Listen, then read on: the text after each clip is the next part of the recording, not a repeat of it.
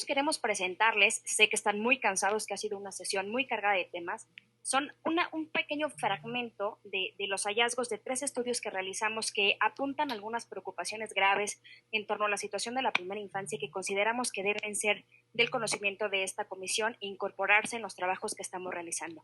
El primer estudio es una encuesta de opinión que realizamos en abril de este año a padres, madres y cuidadores de niñas y niños en primera infancia, un poquito sobre el diseño metodológico.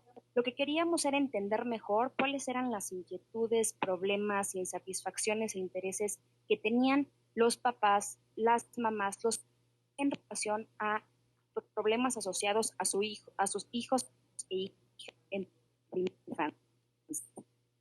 Encuesta de carácter probabilístico aleatorio con un nivel de confianza del 95%. Fueron entrevistas realizadas en domicilio, cara a cara, por una casa encuestadora de mucho prestigio, Parametría.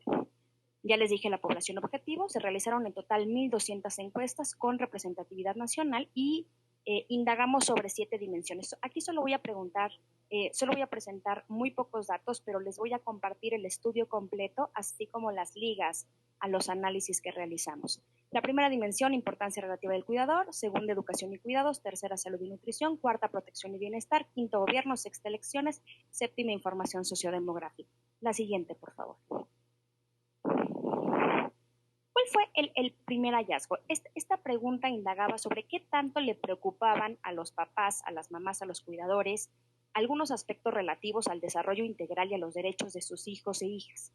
Encontramos que las primeras preocupaciones de padres, madres y cuidadores giran en torno a que sus niños puedan ir a la escuela, que reciban su esquema de vacunación completo, que tengan acceso a médicos y medicinas. Preguntamos también un poco sobre el futuro, que cuando crezcan tengan un buen trabajo y un buen ingreso, que estén bien nutridos y crezcan correctamente, y que aprendan a entender y manejar sus emociones. Todo esto por arriba del 80%.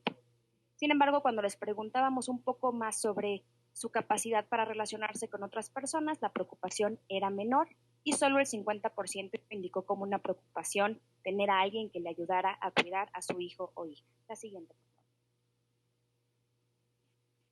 Aquí les preguntamos, y esta pregunta es en la que quiero poner énfasis, ¿qué tanto los padres y madres necesitaban que sentían consejo o apoyo para lograr que sus hijos alcanzaran su pleno potencial, para lograr que se alimentaran correctamente, para protegerles de la violencia, para enseñarlos a comportarse de manera adecuada, para que fueran felices? Y como vemos, la gran mayoría de los padres respondió entre mucho y algo. Estamos alrededor del 70% de las respuestas en casi todos los rubros. Y aquí el mensaje que quiero enfatizar es: hay una gran necesidad de los que somos padres y madres, de niñas y niños en primera infancia, de tener apoyo para el desarrollo de nuestros hijos e hijas. Y esto me parece que es un argumento muy potente para impulsar un plan de escalamiento e implementación de acción inicial de largo alcance. Hay una demanda insatisfecha, no solo es un derecho de las niñas y niños, los padres, madres y cuidadores lo necesitan. La siguiente, por favor. Preguntamos quiénes habían participado en algún programa de formación de madres, padres y o personas cuidadoras responsables. Solo el 16% nos respondió que sí.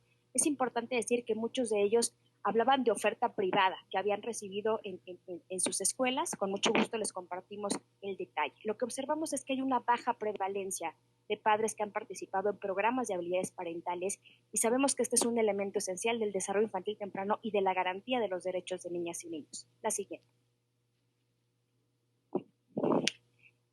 Esta información nos parece esencial, ¿no? Padres y madres nos dijeron que les gustaría haber tenido más información sobre el desarrollo de sus hijos cuando eran más pequeños. Buenas noticias: alrededor del 98% cree que se puede aprender a ser un buen padre o una madre. Una proporción similar dice que si supiera estrategias de crianza más positivas las usaría. Dice que quieren tener más información.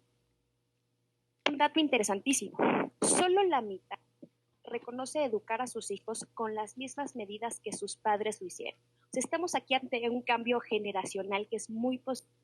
Creo que papás y mamás estamos reconociendo que a lo mejor la forma en la que nos criaron no fue la mejor y quisiéramos aprender mejores formas de hacerlo.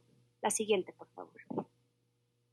Esta es clave porque es algo que a lo mejor hemos dejado de lado quizá no lo hemos abordado lo suficiente cuando discutimos el tema de educación inicial y sobre todo de habilidades parentales, el tema de estrategias de crianza positiva. Lo que nos aterrorizó, digamos, de esta encuesta es que un porcentaje altísimo de los padres y madres que entrevistamos reconocieron haber sido educados con métodos de disciplina muy violentos. Y digo muy violentos desde golpes con puño y patadas, 20% reconocieron que al menos alguna vez sus padres utilizaron esas técnicas, 44% golpes con algún objeto cinturón,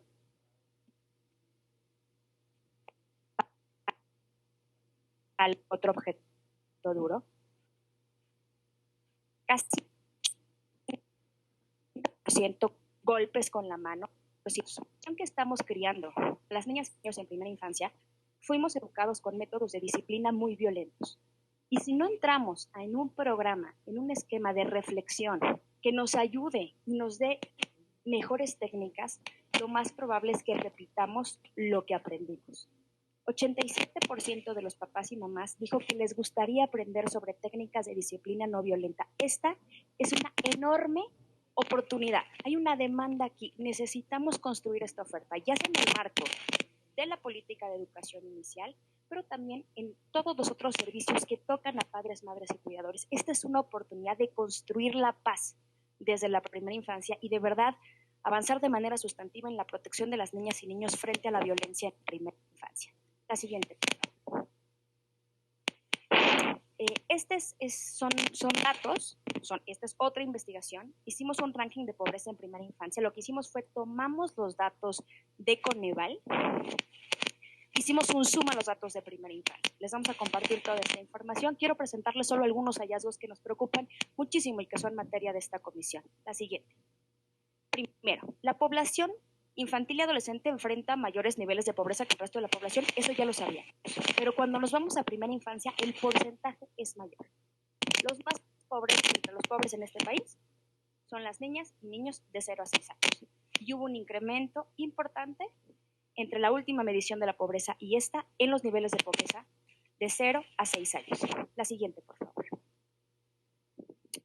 También observamos que hubo un incremento en las carencias sociales que enfrentan las niñas y niños de acuerdo a la propia metodología de UNICEF y que las niñas y niños en primera infancia enfrentan mayores niveles de carencia que otros grupos poblacionales. La siguiente, por favor. ¿Qué es lo que vimos? 58.5% de las niñas y niños en primera infancia tienen carencia por acceso a la seguridad social. 31.1% tiene carencia por acceso a los servicios de salud. Este índice se duplicó respecto de la última medición. Es muy, muy grave. 24.4% tiene carencia por acceso a la alimentación nutritiva y de calidad. 21.8% carencia por acceso a servicios básicos de vivienda. 14.9% carencia por calidad y espacios. Y 14.8% por rezago educativo. Ojo, esta medición no incluye rezago por educación inicial, solo considera educación preescolar. Si evaluáramos esta carencia por acceso a educación inicial, que hoy es un derecho constitucional, la prevalencia sería infinitamente superior. La siguiente, por favor.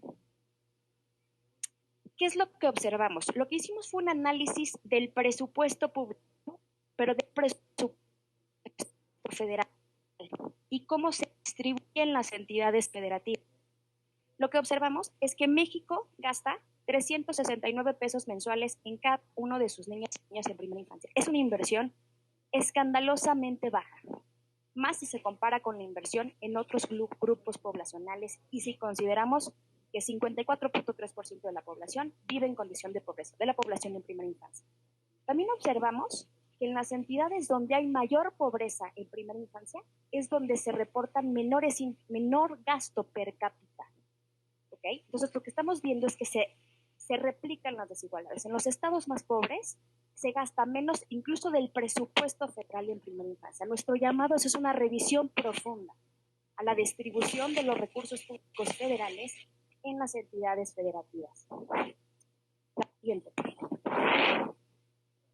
Antes de entrar al análisis de 18 del proyecto de presupuesto de egresos de la Federación, quiero hacer un llamado. Urge reactivar el grupo de trabajo interinstitucional para la evaluación y presupuestación en materia de protección integral de niñas, niños y adolescentes que aprobó el CIPINA en su última sesión.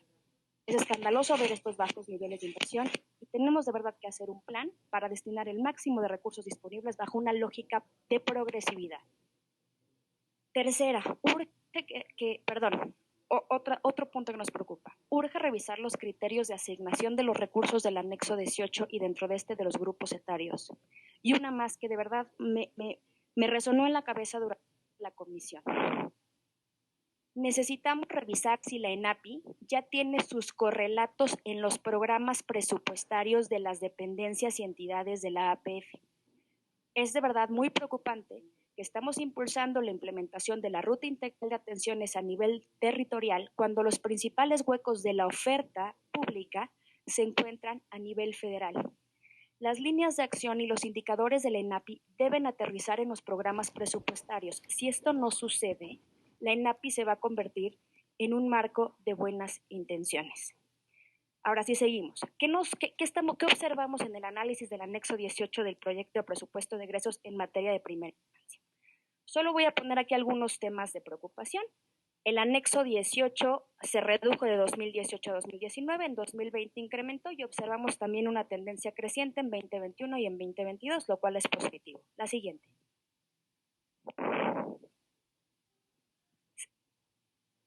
¿Qué pasa cuando hacemos suma primera infancia? Observamos la misma tendencia. Primero un recorte brutal en recursos y después un incremento. En parte, este incremento se debe a una reetiquetación de los recursos, de algunos recursos de nómina en la parte de educación, pero también hay que reconocer que hay algunos incrementos en programas que son muy positivos. Sin embargo, esto no es suficiente. Recordemos que la carencia que más incrementó en primera infancia fue la carencia por acceso a servicios de salud de calidad. La siguiente, por favor. Nuestras preocupaciones para esta comisión. Observamos que el programa de atención a la salud del INSABI tuvo un incremento significativo en este proyecto de presupuesto. Sin embargo, lo que le toca al anexo 18, lo que le toca a niñas y niños disminuyó en 65% y lo que le toca a primera infancia disminuyó en 91%. ¿Cómo es posible que la bolsa completa de recursos crezca y la asignación a primera infancia disminuya? Le pedimos, por favor, autoridades responsables que revisen este tema de asignación al interior de la bolsa de recursos de este programa de atención a la salud del INSABI. La siguiente, por favor. Lo mismo observamos en el programa de atención a la salud y medicamentos gratuitos para la población sin seguridad social laboral, en donde se encuadran niñas y niños en primera infancia. Este programa crece, pero lo que le toca a niñas, niños y adolescentes se reduce en 31% y lo que le toca a primera infancia se reduce en 47%. Esto no tiene sentido. No podemos decidir como país gastar más en salud en cierto programa, pero decidir que la proporción le toca en menor cantidad a niñas, niños, adolescentes y menos a primera infancia cuando son el grupo poblacional que enfrenta mayor carencia por acceso a servicios de salud. La siguiente. Lo mismo ocurre en el FASA, ¿no? La bolsa crece 7%, la asignación en el anexo 18 disminuye en 13% y cuando observamos primera infancia disminuye en 19%. La siguiente. Igual tendencia en el programa de abasto social de leche Liconza, que es un elemento importante para atender la inseguridad alimentaria y la desnutrición en estos momentos. El programa crece, la asignación en el anexo 18 disminuye, en primera infancia se recorta aún más. No entendemos esta tendencia, este recorte al interior de los programas para la atención de la primera infancia. Nuestro llamado es a revisar internamente, porque esta fue una decisión deliberada de los ejecutores de gasto, porque no es una asignación inercial. Presenta recortes respecto del presupuesto anterior, aunque los programas crecen. Hay una decisión deliberada de los ejecutores de gasto que pedimos que sea revisada. La siguiente. Lo mismo observamos en este programa, registro e identificación de población, no lo entendemos, sabemos que estamos enfrentando un rezago en el registro de nacimiento, vemos que el programa creció, pero las asignaciones para el 18 se reducen en menos 8% y para primera infancia en menos 25%. O sea, ¿vamos a gastar menos en el registro de nacimiento de niñas y niños después del rezago que tenemos? La siguiente. Bueno, Aquí algunas recomendaciones muy puntuales que ponemos a su consideración. Esto ya lo estamos discutiendo también con la Cámara de Diputados, pero es importante que los ejecutores de gasto, los integrantes del Poder Ejecutivo, hagan una revisión de cómo están asignando los recursos al interior a los distintos grupos etarios. Nuestro argumento aquí es, la población en primera infancia es la que enfrenta mayores carencias sociales. No hay justificación para disminuir los recursos que se les están asignando. Por el contrario. Quiero agradecerles. Con esto estaríamos terminando. En la siguiente filmina, siguiente lámina, vienen las ligas electrónicas. No está aquí, no se preocupen, ahorita se los pongo en el chat. Les compartiremos la versión extensa de estos estudios y pedimos por favor a los ejecutores de gasto, a las dependencias y entidades, esta revisión profunda de la ENAC, de sus programas, de sus indicadores, su incorporación a programas presupuestarios y asignaciones presupuestarias que correspondan a estos mandatos. Lo que estamos haciendo es bueno, pero no es suficiente. La situación de la primera infancia es muy grave. Muchísimas gracias y con eso concluyo.